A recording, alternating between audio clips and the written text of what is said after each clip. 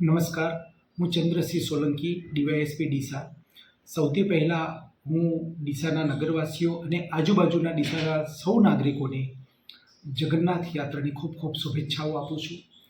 આવતીકાલે ડીસા શહેરમાં જે જગન્નાથ યાત્રા નીકળવાની છે, જેમાં બંદોબસ્ત અર્થે અમે 8 અધિકારી અને 250 પોલીસ અને હોમગાર્ડના જવાનો તૈનાત કરેલ છે.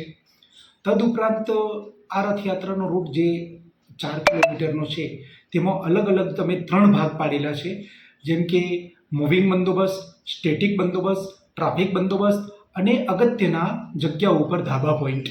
સાથોસાથ ઘોડેસવાર આવરી લીધેલ છે.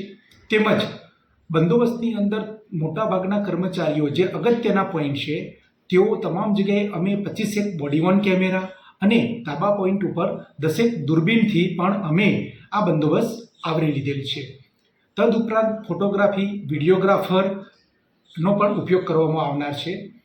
વિશેષમાં આ બંદોબસ્ત અર્થે પોલીસે પૂર્ણ તૈયારી કરેલ છે. 3 વાર ફ્લેગ માર્ચ અને એરિયા ડોમિનેશન કરવામાં આવેલું છે. સંપૂર્ણ તૈયારી સાથે સૌનો સાથ સહકાર પણ ખૂબ સારો મળેલ છે અને આવતીકાલના આ પર્વ ખૂબ સારી અને શાંતિમય રીતે ઉજવાય તે માટે હું ડીસાના સૌ નગરવાસીઓને શુભેચ્છાઓ પાઠવું છું. જય હિન્દ, જય ભારત.